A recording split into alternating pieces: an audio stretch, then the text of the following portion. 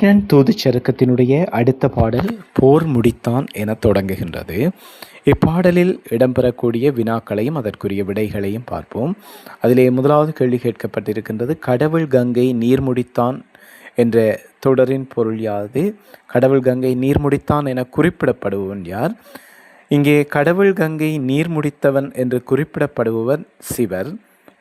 அதேபோல் அதன் பொருள் எழுதி கொள்ளுங்கள். கடவுள் தன்மையுடைய கங்கை ஆற்றின் நீரினை தனது சடாமுடியில் கொண்ட சிவன் என பொருள்படும்.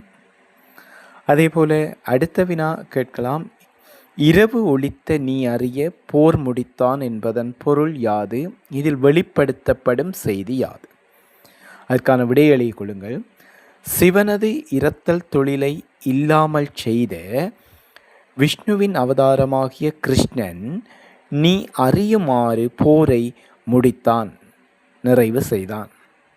இதில் வெளிப்படுத்தப்படும் செய்தி என கேட்டால் சிவபிரானின் யாசக தொழிலை திருமால் நீக்கிய புராண செய்தி கூறப்பட்டுள்ளது. அடுத்த வினா, இப்பாடலில் இடம்பெறும் புராண சம்பவம் யாது என்று கேட்கலாம்.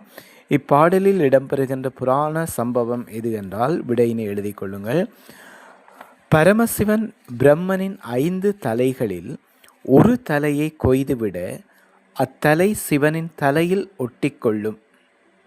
இப்பாவம் நீங்க யாசகம் ஏற்று மண்டையோட்டை நிரப்ப வேண்டும் என்றும், அதனால் சிவன் பல தலங்களில் யாசகம் எடுத்தும் அக்கபாலம் கையை விட்டு போகவில்லை. இறுதியில் மகாவிஷ்ணுவை அடைந்து சிவபிரான் யாசகம் பெற்றபோது மகாவிஷ்ணு அக்ஷயம் என்று யாசகமிட அது சிவனின் கையை விட்டு அகன்றது. இதுவே இப்பாடலினுடைய புராண சம்பவம் ஆகும்.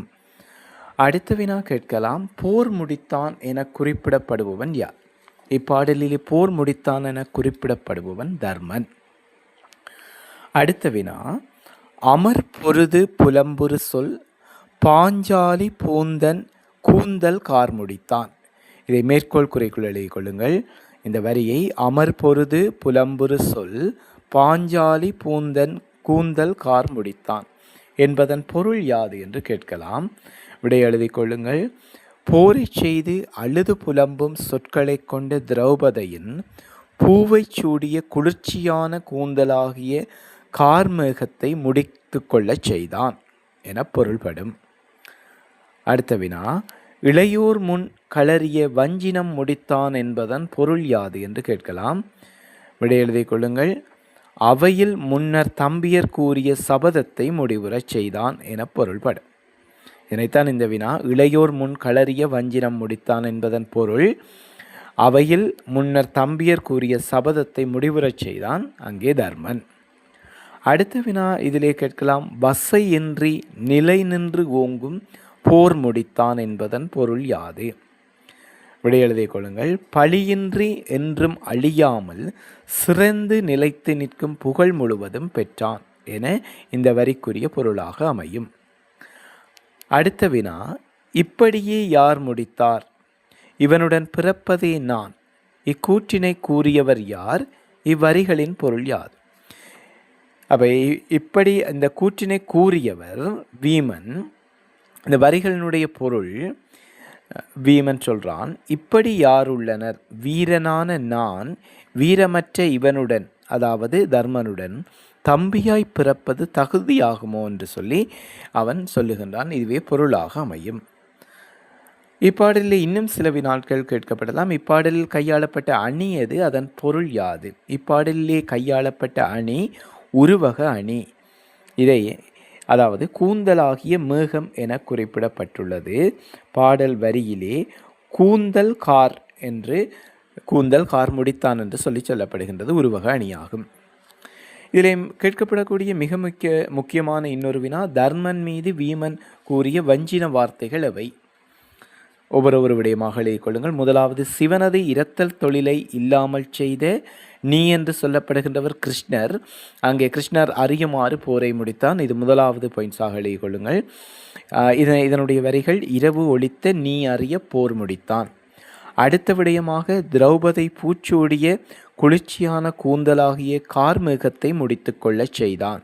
இதனை மேற்கோள் குறிக்குள்ள பாஞ்சாலி பூந்தன் கூந்தல் கார்முடித்தான் என்று குறிப்பிடலாம். அடுத்த விடயமாக அவையில் முன்னர் தம்பியர் கூறிய சபதம் முடிவுறச் செய்தான்.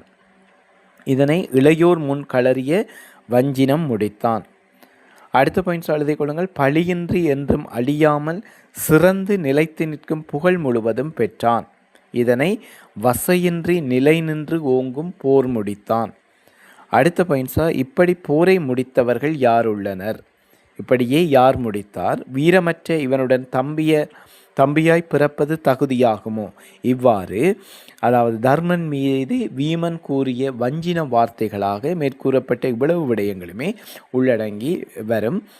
அதே போல இந்த கேள்வி ஒரு பெரிய வினாவாகவும் கேட்கப்படலாம். இதிலே அரும்பதங்கள் சிலவற்றை குறிப்பிடுகின்றேன். அமர் என்பது யுத்தம், போர் என்று சொல்லலாம். பொருது சண்டையிட்டு அல்லது போரிட்டு. புலம்புரு அழுது என்று பொருள்படும். கார் என்பது மேகம்.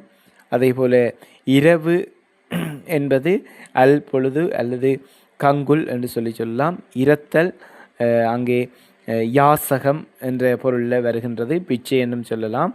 அதே போல வசை, பழி, வஞ்சினம், கடுங்கோபம், இவ்வாறு இதில் வரக்கூடிய அரும்பதங்கள் காணப்படுகின்றது. எனவே இந்த பாடல் அடிக்கடி இறுதி பரீட்சைக்கும் வினாவாக வருகின்ற ஒரு பாடல் பகுதி. எனவே மாணவர்கள் இதனை முழுமையாக விளங்கி கொண்டு பயன்பெறுமாறு கேட்டுக்கொள்கின்றேன்.